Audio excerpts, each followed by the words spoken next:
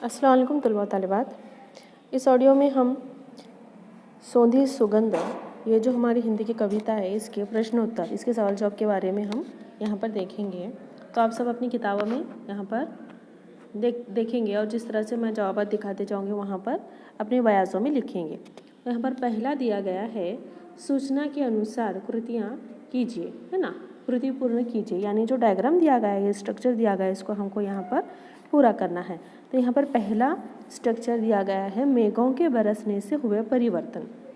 मेघ यानी बादल, यानी हमने कविता में देखा था कि बादल के बरसने से धरती पर, पेड़ पौधों पर, नदी तालाबों में किस तरह से क्या है परिवर्तन हुए थे। तो यहाँ पर मेघ यानी बादल, तो बादलों के, मेघों के बरसने से हुए परिवर्तन। तो कौन कौन से परिवर्तन हुए थे मैं बोलती जाऊँगी, आप वहाँ पर अपने बयाज़ों में लिखेंगे, स्ट्रक्चर बनाएंगे पूरा। मेघों के बरसने से हुए परिवर्तन इस तरह से बीच में लिखेंगे और साइड में यहाँ पर उसके आंसर लिखते जाएंगे।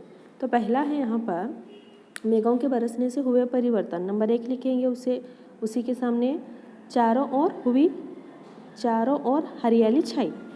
कौन कौन से परिवर्तन हुए हैं? चारों ओर क्या है, यानी धरती के चारों ओर क्या है, हरियाली छाई हुई है। चारों ओर हरियाली छा गई। नंबर 2 है, बाग बगीचे ताल तलैया मुस्काएं। यानी जो नदियाँ और तालाब हैं और उसी के साथ साथ बाग बगीचे हैं, क्या हैं, मुस्कुरा रहे हैं। तो मुस्कुराए, इस तरह से आप लिखेंगे, क्योंकि हमने कविता में देखा हुआ है। तो इसके आंसर भी आपको क्या है कविता में मिल जाएंगे। तो चारों ओर हरियाली छा गई, बाग बगीचे ताल तलैया मुस्काएं। नंबर 3 लिखेंगे, वृक्ष मस्ती में झूमने लगे। वृक्ष यानी पेड़ पौधे, है ना, पौधे पेड़ जो हैं उसी के लिए कविता में और क्या नाम दिया गया था वहाँ पर, तरु, है ना। तरु तो ये पक्षी थे। उसी के साथ साथ क्या है, बाग बगीचे, ये जो पेड़ पौधे हैं, पेड़ पौधों के लिए भी क्या है यहाँ पर हमें बताया गया था। तो ये जो पक्षी हैं, जो पेड़ हैं, तो ये भी क्या है मस्ती में झूमने लगते हैं। तो नंबर 3 आएगा वहाँ पर, वृक्ष मस्ती में झूमने लगे। नंबर 4 आएगा, मस्त पवन चलने लगी। यानी बारिश के साथ क्या है, हवा भी क्या है मस्त होकर चलने लगी। तो यहाँ पर आंसर किस तरह से आएंगे हमारे? नंबर 1 आएगा, चारों ओर हरियाली छा गई। नंबर 2, बाग बगीचे ताल तलैया मुस्कुराए। नंबर 3, वृक्ष मस्ती में झूमने लगे। नंबर 4 आएगा, मस्त पवन चलने लगी। इस तरह से मेघों के बरसने से परिवर्तन हुए। आप ये जो यहाँ पर ऑडियो में दिखाया जा रहा है, तो यहाँ पर थोड़ी सी मिस्टेक होने की वजह से पूरी किताब का सफ़ा दिखाई नहीं दे रहा है। तो आप अपनी किताबों में यहाँ पर देखेंगे।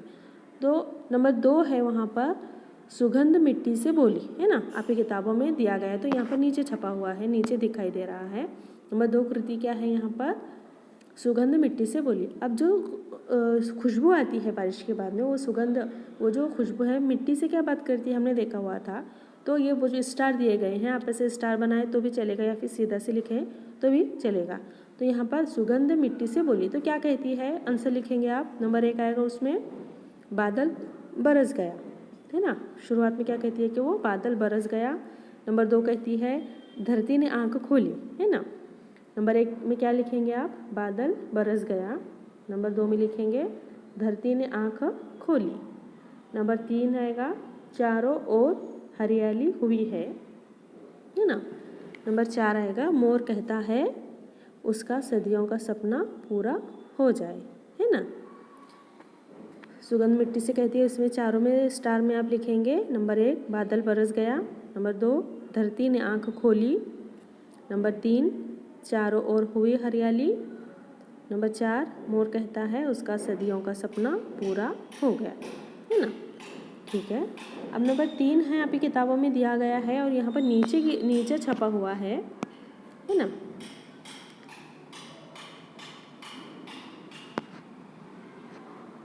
बाग बगीचे ताल तलैया क्या कर रहे हैं, मुस्कुराए, है ना। सिर्फ आप ये जो यहाँ पर दिया गया है डैश डैश, तो आप उसके आगे लिखेंगे, बाग बगीचे ताल तलैया सब मुस्काएं, है ना। फिर नंबर 2 है, झूम झूम कर मस्ती में तरु गीत सुनाए। तरु यानी पक्षी, है ना। तो पक्षी जो हमने देखा था वो क्या है, हमें गीत सुना रहे हैं ऐसा लग रहा है। तो नंबर 1 में बाग बगीचे ताल तलैया सब मुस्काएं। नंबर 2 में झूम झूम कर मस्ती में तरु गीत सुनाए, है ना। नंबर 3 दिया गया है मधुमास आस विश्वास बढ़ाता, है ना। कविता में दिया गया है, किताबों में अपने मधुमास आस विश्वास क्या है, बढ़ाता है, बढ़ाता लिखेंगे आप। और नंबर 4 आएगा धरती ने क्या है, आँख खोली।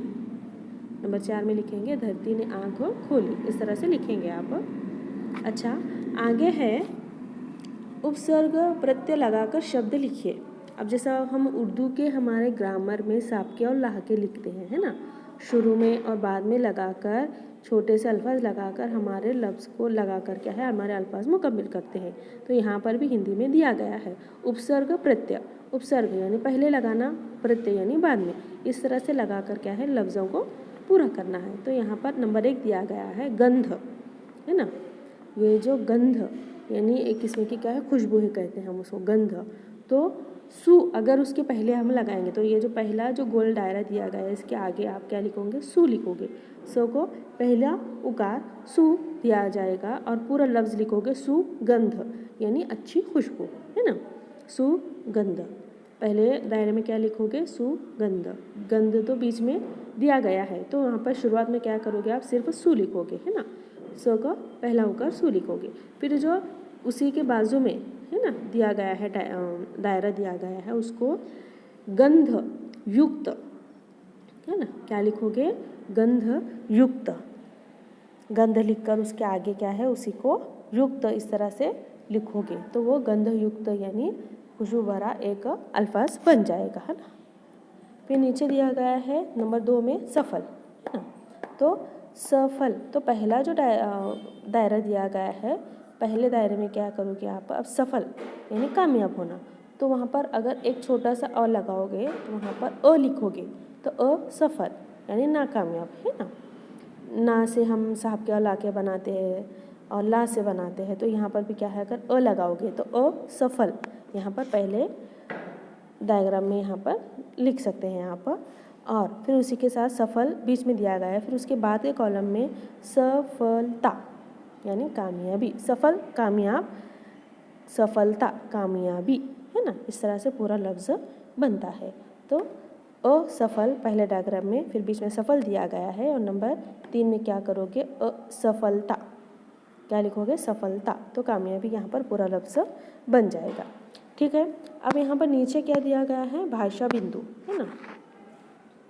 तो भाषा बिंदु में यहाँ पर 3 हमें क्या है अलग अलग अल्फाज दिए गए हैं। ये तीनों अल्फाज में से सही अल्फाज कौन सा है, हमें लफ्ज़ कौन सा है हमें लिखना है।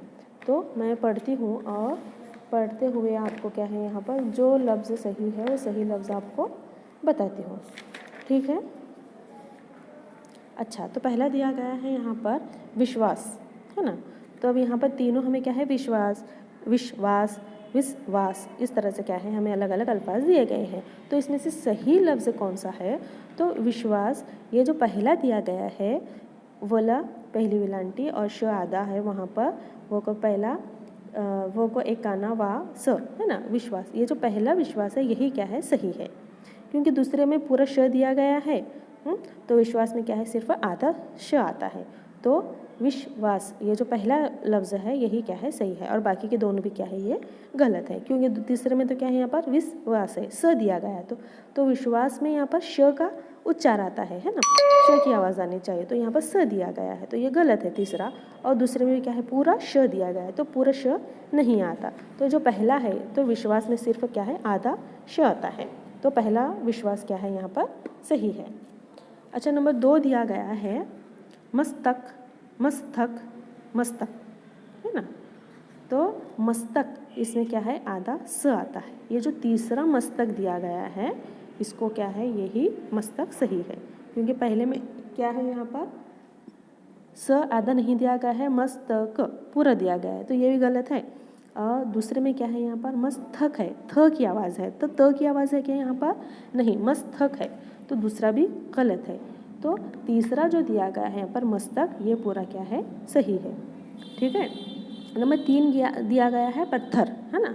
तो पत्थर हिंदी में किस तरह से आता है यहाँ पर, तो पहला दिया गया पत्थर, पत्थर, दोनों मर्तबा क्या है यहाँ पर थ दिया गया है, तो ये भी गलत है। नंबर दूसरे में दिया गया है यहाँ पर पत्तर, है ना। तो त पहले आना चाहिए, तो पत्थर में क्या है, त पहले आता है और थ क्या है, बाद में आता है। तो यहाँ पर दूसरा भी गलत है। तो जो तीसरा दिया गया है, तीसरे में क्या है यहाँ पर पत्थर, त पहले आकर यानी आधा त और उसी को क्या है मिला हुआ थ है पत्थर, ये क्या तीसरा जो है यही सही है। नंबर 4 है कुरीति, है ना। तो ये जो पहला दिया गया है, क को पहला उकार, दूसरा विलांटी री और पहली विलांटी ती को, है ना, कुरीति, तो यही क्या है, कुरीति सही है। और दूसरी और तीसरी में क्या है यहाँ पर विलांटी और उकार में यहाँ पर फ़र्क दिया गया है। तो पहला जो कुरीति है यही क्या है, सही है। अच्छा, नंबर 5 दिया गया है चिन्ह, निशान, है ना। तो चिन्ह को किस तरह से लिखते हैं, तो पहले में यहाँ पर चिन्ह को न और ह को जोड़ा गया है ना, तो ये गलत है। और दूसरे में भी क्या है यहाँ पर च को दूसरी विलांटी दी गई, तो ये भी गलत है।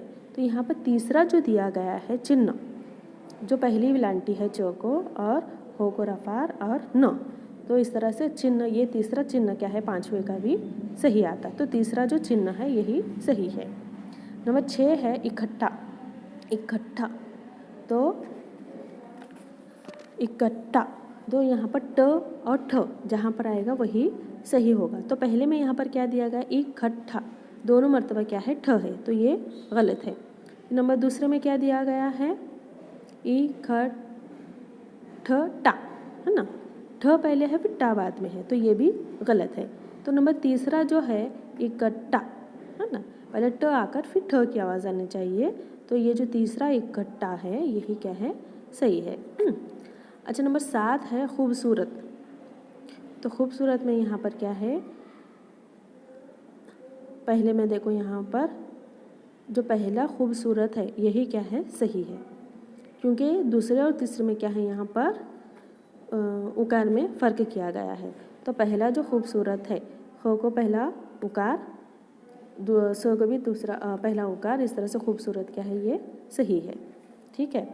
अच्छा, यहाँ पर 8वें पर दिया गया है विद्यापीठ, है ना, विद्यापीठ यानी इंग्लिश में हम जिसको यूनिवर्सिटी कहते हैं।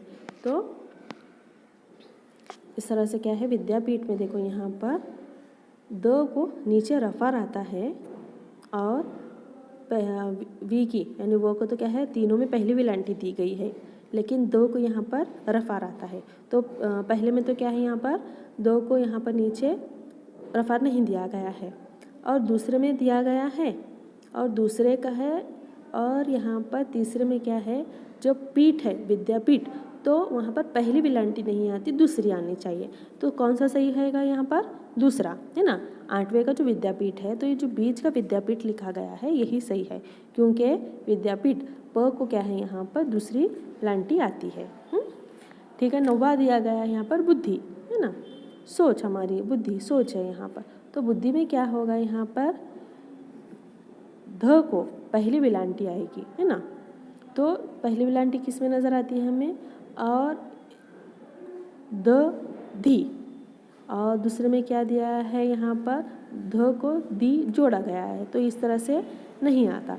तो बो को उकार है, दो को रफा, और पूरा जो बुद्धि का ध है उसको क्या है, पूरी विलांटी के साथ में पूरा ध लिखना चाहिए। तो तीसरा जो बुद्धि है यही क्या है, हमारा सही आएगा। 9वें में तीसरा क्या है, सही आएगा। नंबर 10 है परीक्षार्थी, यानी हम क्या है यहाँ पर एग्ज़ाम जो देने जाते हैं, हम एग्ज़ाम जो देने जाते हैं तो हमें परीक्षार्थी कहते हैं।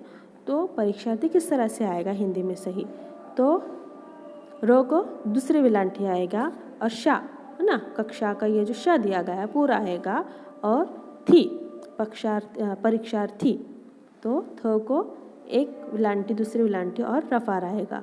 तो तीसरा जो परीक्षार्थी दिया गया है ये यहाँ पर सही है, क्योंकि पहली और दूसरे में क्या है, यहाँ पर थ को पहली विलांटी दी गई, रफा दिया गया है, और दूसरे में क्या है, रो को भी दूसरी विलांटी दी गई है, लेकिन यहाँ पर दोनों सेम नज़र आ रहे हैं, है ना। हाँ, तो तीसरा जो परीक्षार्थी दिया गया है, रो को दूसरी विलांटी और परीक्षार्थी, यही क्या है, हमारी दूसरी सही है।